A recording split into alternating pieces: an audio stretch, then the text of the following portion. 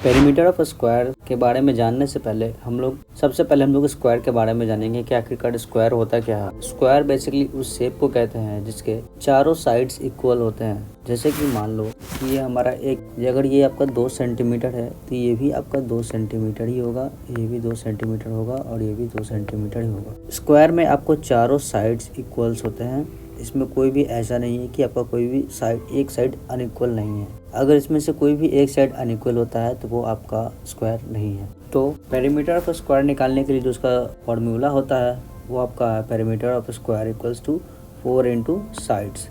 आप यहाँ पर देख सकते हैं आपका perimeter of square equals to होता है आपका 4 इंटू साइड्स। अगर आप मान लीजिए कि आपका किसी स्क्वायर का आपका साइड दिया हुआ है 4 सेंटीमीटर, साइड आपका दिया हुआ है जाकर के आपका 4 सेंटीमीटर। इसका हम लोग निकालेंगे कैसे। इसका फॉर्मूला होता है 4 इंटू साइड्स। आप देख लीजिए आपका 4 इंटू ये फॉर्मूला का 4 है इंटू साइड्स हमारा क्या दिया हुआ है 4 इंटू 4 इक्वल्स टू हमारे 16 सेंटीमीटर। ये हमारा आंसर हो जाएगा। एक और सॉल्व कर लेते हैं क्वेश्चन। मान लीजिए कि आपका जो स्क्वायर का साइड है वो आपका दिया हुआ है जाकर के यहाँ पर 6 सेंटीमीटर दिया हुआ है आपका स्क्वायर का साइड। तो आपका जो फॉर्मूला है perimeter equals to 4 into sides, वो आपका 4 का 4 यहाँ पे ऑलरेडी, और जो साइड आपका दिया हुआ है वो आपको साइड को यहाँ पे पुट कर देना है। ये आपका पेरीमीटर ऑफ स्क्वायर निकल जाएगा। अब आगे हम लोग समझते हैं कि पेरीमीटर ऑफ रेक्टेंगल हम लोग कैसे निकालते हैं।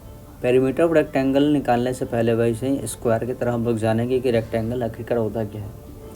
रेक्टेंगल में बेसिकली होता क्या है कि इसके जो अपोजिट साइड्स है, इसमें जो आपके अपोजिट साइड्स है ये दोनों आपका इक्वल होते हैं।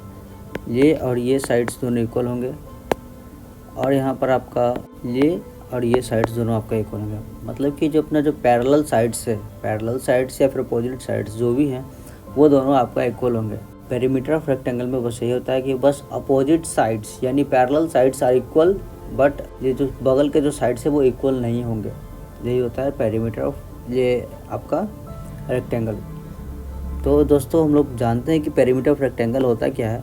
पेरीमीटर ऑफ रेक्टेंगल का फॉर्मूला होता है 2 इंटू लेंथ प्लस ब्रेथ। आपका ब्रैकेट में 2 इंटू मल्टीप्लाई है, 2 जो है आपका मल्टीप्लाई में, और ब्रैकेट में आपका लेंथ और ब्रेथ का एडिशन है।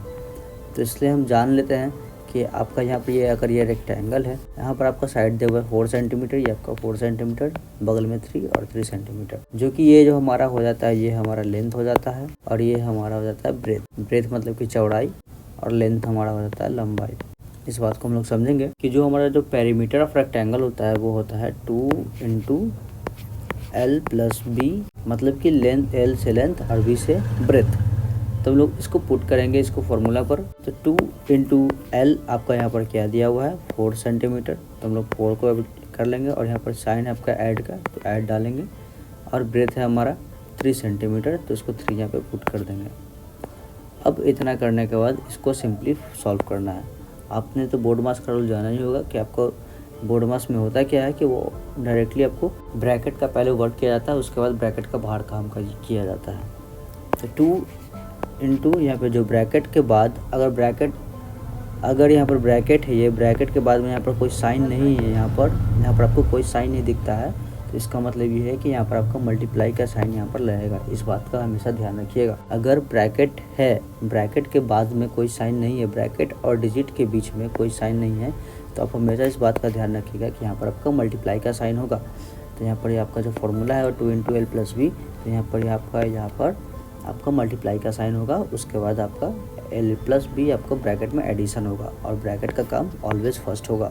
तो 2 इंटू 4 प्लस 3 है तो आपको 4 प्लस 3 क्या हो जाएगा 7 हो जाएगा। अब हम लोग इसको सॉल्व करेंगे तो यहाँ पर ये आपका आ जाएगा क्या 14। 2 इंटू 7 इक्वल्स टू 14 सेंटीमीटर। ये आपका पेरीमीटर हो जाएगा, ये आपका फाइनल आंसर हो जाएगा। सो अगर वीडियो अच्छा लगा हो तो प्लीज़ वीडियो को लाइक और चैनल को सब्सक्राइब ज़रूर करना, और अगर आपको किसी और टॉपिक पर वीडियोस चाहिए आप उसको कमेंट बॉक्स में ज़रूर बताना, जो मैं आपको आगे और बता सकूं। Thanks for watching this video.